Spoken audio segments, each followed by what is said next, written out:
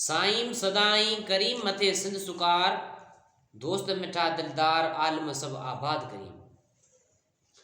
के दोस्त सवाल कयो आहे त साईं माण्हू जेके सिंध जो ॾिहाड़ो, सिंध जो सकाफ़ती ॾिहाड़ो मल्हाइनि था, इहो मल्हाइणु जाइज़ आहे या न। ऐं के दोस्त सवाल कनि था त साईं पंहिंजो हिकिड़ा माण्हू दावा कनि था त असां नबी करीम सल्लल्लाहु अलैहि वसल्लम जे सुन्नतनि ते अमल करण खां सवाइ बाक़ी सिंध जे कंहिं बि ॾींहं खे कल्चर डे खे नथा मञूं। छा इहो इन्हनि जो चवणु सही आहे, दुरुस्त आहे या न? पहिरीं ॻाल्हि वज़ाहत कंदो हलां त नबी करीम सल्लल्लाहु अलैहि वसल्लम जूं जेके बि सुन्नतूं आहिनि उहे सभु असांजी अखियुनि जूं आहिनि, अखियुनि जो ताज आहिनि। असां हुज़ूर अलैहिस्सलातु वस्सलाम जी हर सुन्नत खे मञण वारा आहियूं। उन ते असांजो ईमान आहे, अक़ीदो आहे, यकीन आहे। मञंदासीं, मञंदा रहंदासीं ऐं कॾहिं बि हुज़ूर अलैहिस्सलातु वस्सलाम जी सुन्नत जा असां इनकारी न आहियूं। बाक़ी सिंध जो ॾिहाड़ो, सिंध जो कल्चर डे, उहो मल्हाइण में को बि हर्ज कोन्हे, जाइज़ आहे, मल्हाए सघिजे थो, उन में को बि एतिराज़ु कोन्हे। जेके माण्हू एतिराज़ु कनि था त सिंध जे ॾिहाड़े खे असां नथा मल्हायूं, शायदि उन्हनि खे ख़बर न आहे त उन्हनि जो जनमु उन सिंध में थियो आहे। असां सिंधी गैरतमंद आहियूं। बाक़ी इहो ग़लति आहे जो सिंध जे सकाफ़ती ॾिहाड़े में नियाणियुनि खे रोड ते नचाइणु, नियाणियुनि खे पटका पाराइणु, इहो शरीयत जे ख़िलाफ़ु आहे, इहो ग़लति आहे। बाक़ी सिंध जो सकाफ़ती ॾिहाड़ो मल्हाइणु जाइज़ आहे। इहो असांजे मथां हक़ु आहे त जंहिं सिंध में रहूं था, जंहिं सिंध में खाऊं था, जंहिं सिंध में पीऊं था, जंहिं सिंध में असांजो जनमु थियो, उन सिंध जे लाइ असां हिकु ॾींहुं जेकॾहिं जशन न मल्हायूं, हिकु ॾींहुं उन जो ॾिहाड़ो न मल्हायूं, त इहा असां सिंध सां गद्दारी करियूं था या वफ़ादारी नथा करियूं। इहो बिल्कुलु जाइज़ आहे। सिंध जे सकाफ़ती ॾिहाड़े में छा असां कंदा आहियूं? हिकु ॿिन्ही दोस्तनि खे अजरकनि जा तोहफ़ा पेश कंदा आहियूं या सिंधी टोपी पेश कंदा आहियूं। सिंधी टोपी तव्हां ॾिसंदा कंहिं बि दुनिया जे मुल्क में सिंधी टोपी न मिलंदी, वाहिद सिंधी टोपी सिंध में तव्हांखे मिलंदी। सिंधी टोपी में मेहराब ठहियलु आहे। मेहराब जो मक़सदु इहो आहे त माण्हू जॾहिं सजदे में वञे त उनखे रुकावट न थिए, उनजे सजदे वारी जॻह पेशानी ख़ाली रहे त उनखे सजदे करण में तकलीफ़ न थिए। ऐं बाक़ी को माण्हू जेको चवे थो त असां हुज़ूर जे सुन्नत खे मञूं था, सिंध जे कल्चर डे खे नथा मञूं, ऐं त उनजी ज़िंदगी ते हैफ़ करियां थो त हुज़ूर अलैहिस्सलातु वस्सलाम जे सुन्नत जो को बि इनकार न आहे, न ई को हुज़ूर जे सुन्नत जो इनकार कंदो। बाक़ी सिंध जो ॾिहाड़ो, सिंध जी तहज़ीब, ही असांजी सिंध जो शान आहे, असांजे सिंध जो मान आहे, सिंध जो मर्तबो आहे। असांजे सिंध जे टोपी जो छा शान आहे, असांजे सिंध जे अजरक जो छा शान आहे, जंहिंसां असांखे मोहबत आहे।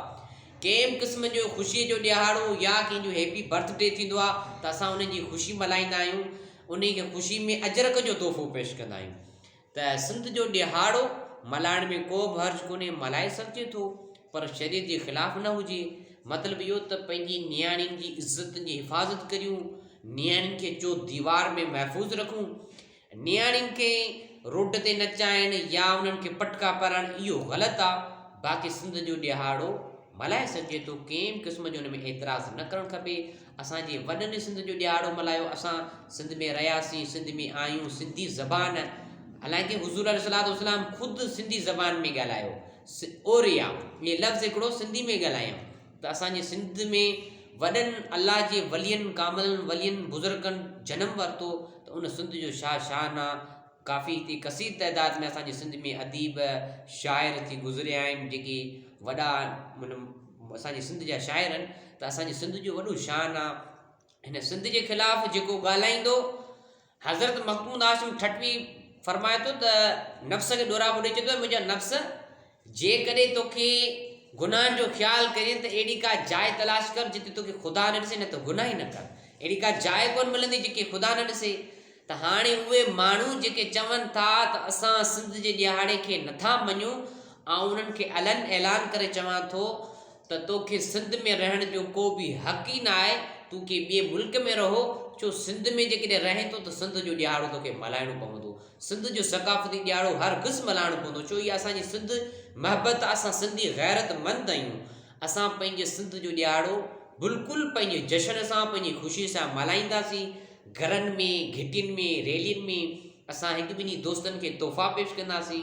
कंहिं बि मुस्लमान खे, कंहिं बि सिंधी खे इहो दिलि में ख़्यालु न हुजे त असां सिंधी आहियूं पर सिंध जो ॾिहाड़ो न मल्हायूं।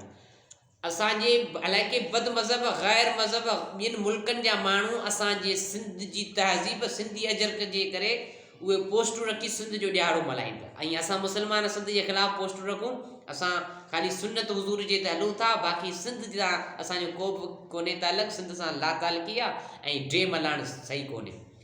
हुज़ूर अलैहिस्सलाम जी सुन्नत जो केरु मुखालिफ़ न आहे। अलल ऐलान करे मूं अॻु में चयो त हुज़ूर सां असांजी मोहबत आहे, हुज़ूर जी हर सुन्नत ते असां अमल करण वारा आहियूं, सिंधी आहियूं, मुस्लमान आहियूं, अमल करण वारा आहियूं, उन जा उमती आहियूं। बाक़ी ही असांजी तहज़ीब आहे सिंध जी।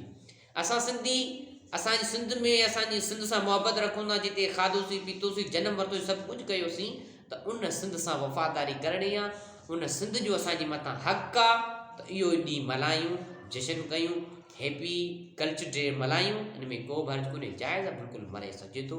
वमा अलैना इल्लल बलाग।